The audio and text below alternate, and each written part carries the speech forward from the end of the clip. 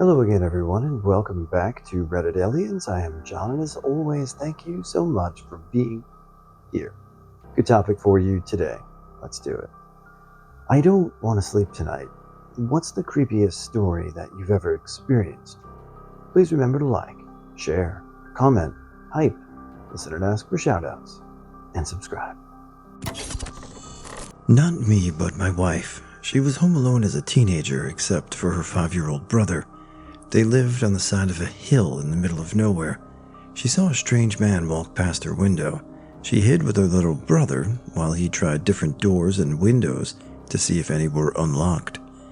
He kept looking in through different windows, so she kept having to take her brother into different parts of the house to stay unseen. Fortunately, her neighbor from down the road noticed the guy's truck near the house and yelled up the drive at him, and he took off. Another time, a couple of years later, she was home alone again. It was Halloween, and she was supposed to give out candy, except you'd have to be crazy to let your kids trick-or-treat on the winding back road they lived on. She was in her living room when she suddenly got the very strong sense that someone was watching her from the steps leading downstairs. She was terrified, but thought she was just creeping herself out, and she saw all of their dogs were staring toward the same spot and cowering. She called them, and they stayed behind her in the corner for a couple of hours till the feeling suddenly passed. Later, her little brother talked to her about his imaginary friend who lived in the closet under those stairs. He said he was mean to him sometimes, and he didn't want to be near his closet after dark. She told me all this for the first time while I was house-sitting with her for her mom. Super creepy, but I didn't see anything weird. Well, it was about 12:30 or 1 a.m., and I was driving home from the movie theater. My friends and I had just watched The Conjuring, which put my mind in a creepiness-fueled, hyper-aware state. I was driving through downtown in my not small, not big town, and downtown is kind of like an old historical-looking district. Usually there was a large crowd of people outside this one downtown bar called The Grove, but it was raining or drizzling. Even though it was raining, it was a Saturday night, and I live in a part of Florida where people learn to not care about light rain, so I was a little surprised to see literally no one but this lone woman. I'm at this red light next to the Grove, and I see this lone woman standing on the edge of the intersection that I'm stopped at. She's not moving, just standing there on the sidewalk to the right of me, staring at about 45 degrees up into the sky in the direction I'm currently headed. I look at her as the light changes to green, and I drive past. I drive slowly, almost hoping for her to look down at me and make eye contact, because the way she's staring upward is confusingly discomforting. She doesn't look down at me, though. She just keeps staring upward, down the road that I'm driving on. So I pass her, and just think to myself, that girl was freaking weird. Whatever, I hope she gets home okay. Or something like that. I've driven down the road several blocks, still thinking about how weird the girl was. Then I see a man standing alone on the sidewalk to the left of the road I'm on, almost perfectly mirroring the girl. The man is standing completely still and staring up at a 45-degree angle into the sky, but he's looking directly in the direction of the girl. At the very least, the two were 4 blocks away from each other. There was literally no way they could see each other. But they were both looking in the exact direction of each other, just up into the sky. What were they looking at? Why were they alone? Why were they not moving? I still haven't guessed a reason for any of these. What did I drive under? It was the last day of my internship, and everyone had gotten a ride home while I waited for my parents. I was 15 at the time, and everyone else was a bit older and drove. Jim, a more strict and unsettling boss of mine, and Joe, a calmer, older, nicer one, both decided to stay and wait due to it being dark. And Jim decided that he felt something suspicious and wanted to wait with me. Joe agrees, and I stood on the corner with them waiting. After waiting about 10 minutes, a strange, rusty SUV pulls up with a tan, gray-haired, and bearded man inside. He rolls down his window and begins claiming he was my uncle, my relative, and that he knew me, and that I should get in the car with him. Quite scary, Both men turned to me with concerned faces, knowing my mom was picking me up. I freaked out, froze, and kept shaking my head. He persisted for a solid 15 minutes. To this day, I still wonder why it took so long for my mom to get there. Then proceeded to make a U-turn and do the same thing. His license plate was too dim for us to see, and he drove away. That day ended, and it was horrifying by itself. A couple days later, however, I was walking home from the bus stop and saw the same car roll by me. I took out my phone and tried to take a picture, but couldn't get one. To this day, this still creeps me out. Age 19, visiting girlfriend in Arizona from Florida. She broke up with me and left, and a couple of weeks later asked me to come out there for her. Foolish, I know, avid climber. While a couple of weeks into being there, she breaks up with me again while I'm there in her apartment with her friends who don't like me already. I get on the bike I bought from Walmart to bike around Tempe, and I found this sort of small mountain with this 100-foot rock face. I was in a supreme mood and high as shit, so I decided to climb it. Like I said, I'm an avid climber and an explorer, so this looked fun. I'm about 75 feet into the air at this point. People at a nearby bus stop had actually noticed me climbing this shit. They were all grouped up watching me. Anyways, about 10 more feet up, a bobcat or some shit, some sort of big cat, climbs out of a crack in the rocks. I'm 80-ish feet in the air with nothing but jagged rocks and death below me, and here is this giant-ass cat. I honestly thought I had gotten close to its cubs or something, and it was coming to defend itself. I had a foot here, a foot way over there, and my hands spread far out, trying to climb this rock face, so there isn't a whole lot I could do had that cat decided to attack me. I'm no more than 2 feet from it. I said some sort of quick prayer and stared at the cat, and it just looked at me and climbed down. I climbed to the top, thanked God, sat at the top of this mountain overlooking the city, and thought to myself, never have I ever felt so alive. Once when I was a kid, we lived in a small town that had very few residences, but a lot of older houses. I'd always felt a really creepy vibe in our house.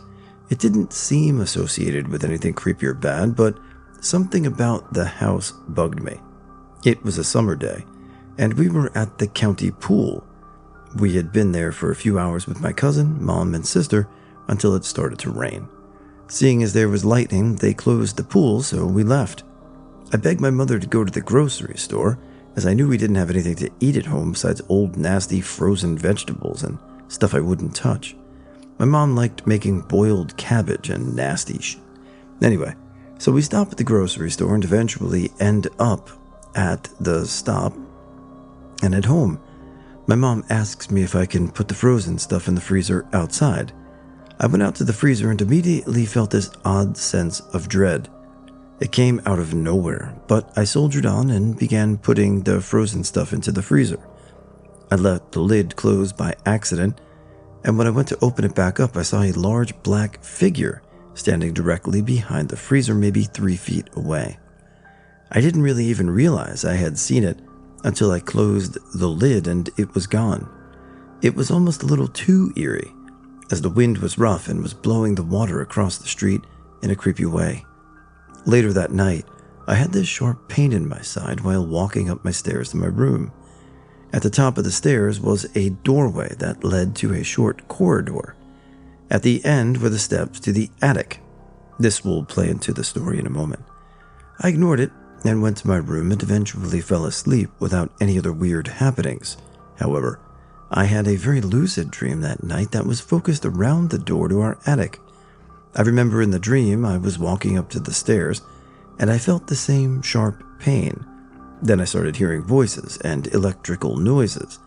I circled around to the bathroom to find my sister dead in the tub, having electrocuted herself with a curling iron or something.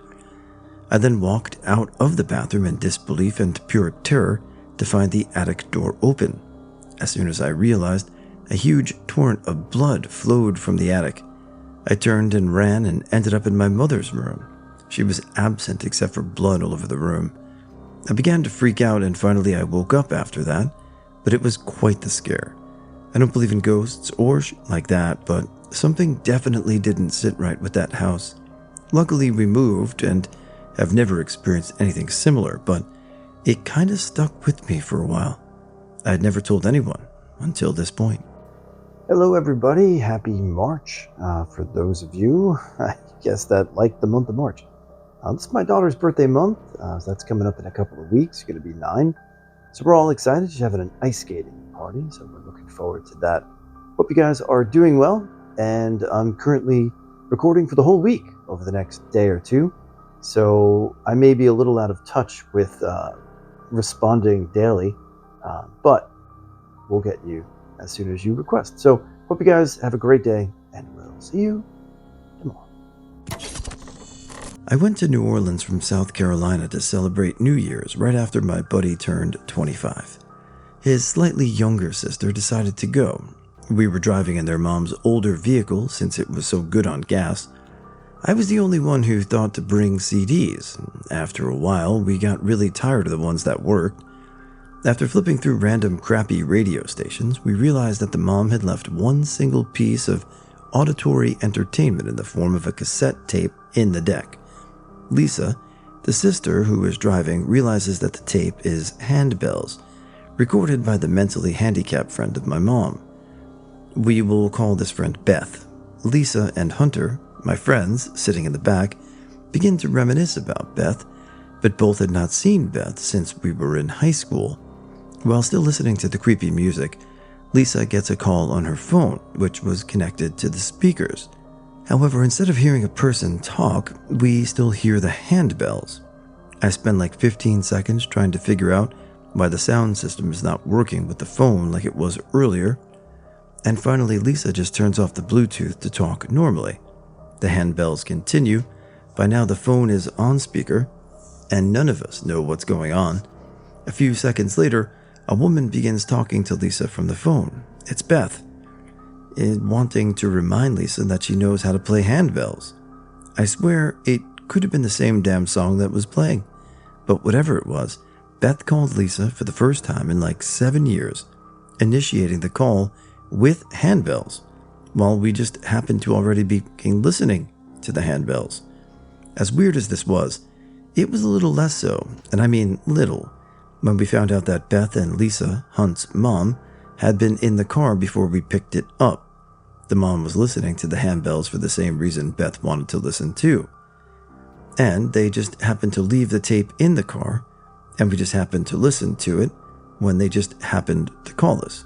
It was surreal, to say the least. I didn't get sleep paralysis until I was 18. I'm 28 now, so I've been dealing with it for 10 years. The first few times that it happened to me were some of the most unnerving experiences that I've ever had. Nobody ever seems to talk about it, and I had no idea what was going on. The first time it happened, I just thought it was a frighteningly realistic dream. I could see what was in my room all around me, but I just couldn't move. I remember panicking, thinking about how no matter how hard I tried, I couldn't even move my finger. Then that thought led me straight to worrying that I wouldn't ever be able to move again. When it was over and I could finally move again, I remember just lying there with my heart feeling like it was going to bust out of my chest. After a few times of it happening to me, I thought I was finally getting used to it. Then I had my first hallucination. Now keep in mind that all the times before this one, whenever sleep paralysis hit, I'd always have a strange foreboding sense that something was lurking just outside of my view. I could never move my eyes or my head to see it, but I always knew there was something there, something evil. But this time I saw it. It was a shadowed silhouette, right square in my view. It stayed there unmoving for what seemed like an eternity. Slowly it faded into nothingness, right before I could move again. After that experience, more hallucinations followed. In the years since then, I've seen more shadowy silhouettes and heard people talking when no one was around. And at one point I even heard pots and pans clanging around in the kitchen. It's all part of your mind playing tricks on you. Part of you knows this, but that part of you takes a back seat to the irrational fear that grips you every time one of these bouts of sleep paralysis hits. I still remember the most frightening one that I've ever experienced. It's something I'll probably remember till the day I die. It happened to me just last year. I'd been doing great as far as sleep paralysis goes. I hadn't been hit by it in nearly as often, and I thought for a while that it might be gone completely. So I made the not-so-wise decision to try and sleep lying on my back again. I had refrained from doing so for several years because I noticed that sleeping on my back almost always caused me to have some sort of sleep paralysis. This time I was feeling confident enough to give it a go. That would be my undoing. As soon as the paralysis set in, the most horrifying experience of my otherwise dull life took place. At the end of my bed, I saw it materialize. It seemed to soak through the wall at the edge of my bed. This black, shadowed form. Slowly it came into focus, looming there, staring at me. Up to this point, all of my hallucinations had been nondescript. A shape here, a form there, but nothing detailed. This one was different. I looked in horror at the figure before me. It was tall, wearing a black cloak. It had a face, but no skin, just bone. Not a typical skeleton face, mind you, but one of definition of figure. A fully defined face formed of bone. A horrifying face, one that stared at me with hatred in its eyes. Those cold, dead, unblinking eyes in its bony hand, it held a scythe. Even in my paralysis, I knew it was my mind projecting my own fears into reality as this grim reaper. I knew, but it didn't matter. The fear was real, the reaper looked real, and he wasn't going anywhere. He just stood there staring. As the fear got stronger and stronger, I decided that if I could just close my eyes, maybe he'd go away. It had worked in the past with other hallucinations. Surely this one would be the same. I closed my eyes. When I opened them, it was closer. In the literal blink of an eye, it had moved and was now standing through the center of my bed, still with the same unnerving look unblinking. But now it was closer. Now I got a good part and a good look. My heart was beating so fast I thought I might die. Part of me thought this time the hallucination was real, and this was just me dying. Just as this thought entered my head, the monster slowly faded away, without so much as blinking. I sat straight up in bed. It wasn't a dream. I wasn't asleep. Everything in my room was in exactly the same place as it was when the monster was there. I sat there in my bed for hours, afraid to even try to sleep after that. Even typing about these experiences caused me to have a slight panic, to think that you're not in control of your body, and that it seems to be actively fighting you is unsettling in and of itself. I still worry that one day it will happen to me, and it will be permanent. Irrational, perhaps, but I still worry about it. Whenever I get really sick, I have horrible and weird dreams. I always wake up several times in the night, but the dream continues every time I fall asleep. Once I dreamt that I was in the woods in the afternoon, and it got kind of creepy, so I decided to start running in the direction of my house, past a water pit, over one big rock, and I would be right at home. However, this time the woods just kept continuing for a really long time. I started to pick up into a jog and then a sprint. Eventually, as I reached the end of the woods, it was evening, and my house wasn't there. All of the foliage was made out of a weird brown fleshy material as well. A huge chasm had formed, and a bridge made out of dirty steel wool was formed across it. I figured that was my only way to get out. As I crossed the bridge, I lost my shoes, and the steel wool cut my skin up really badly. I remember because the last couple of steps I took a left, big red footprints on the bridge. After I crossed, a large bush with no leaves and tentacles pulled me into a small hole surrounded in thorns that stuck out really close to me but didn't quite touch me. Immediately, a swarm of angry wasps emerged from a hole in the muddy ground and stung my face and chest. I tried to stay still and let the pain out by screaming, but I couldn't scream. Eventually, I caved and started to squirm in pain, causing thorns to poke into my body all over. I woke up gasping and screaming quite audibly. I will always remember that dream. There are several things that have happened to me, and they are most likely all done by the same ghost.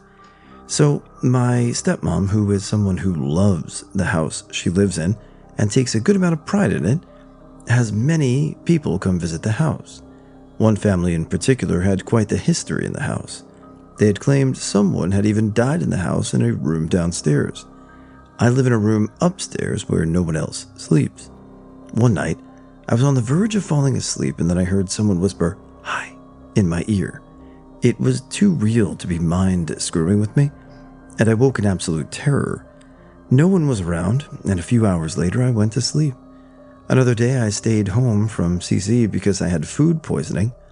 I was falling asleep when I heard something brush against the floor. I opened my eyes to the door being wide open.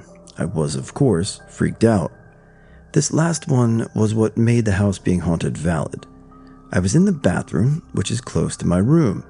I was standing looking in the mirror, and I heard very faint knocking on the door. The knocking became louder, but nothing too violent. I was terrified at the time. I have goosebumps while typing this. The knocking went on for a bit, but I stayed safe in the bathroom. I opened the door later, and no one was there. I'm glad I've never been harmed by this spirit.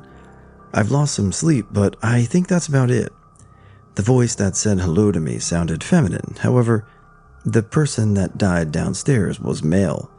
I've never seen this spirit, but when I move out in the summer, I hope I can say the same. This is my story. Hopefully people can enjoy it.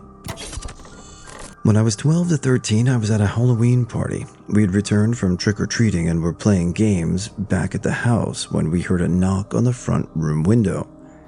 We all turned to look, but couldn't see who it was because there were blinds hanging, so we pulled the blinds away to see a man standing now a few feet away from the window wearing hospital robes. We all thought it was a great costume, although it could have done with some makeup and make it even more terrifying. We waved and pulled the blinds back down. The next thing we know, a huge rock comes flying through the window, luckily not hitting anybody, but it could have caused some serious damage if it did. Everyone panicked, as we could hear him shouting very aggressively, and Mom called the police while the dad went outside to confront him. The police arrived very promptly along with an ambulance. Everyone was utterly confused until the police explained that the man was in fact a patient suffering from presumed mental disorders who had escaped from the hospital he was at until he could be moved somewhere more permanent. I remember being really shaken up by it. I mean, he could have done anything, and on Halloween of all nights, goddamn.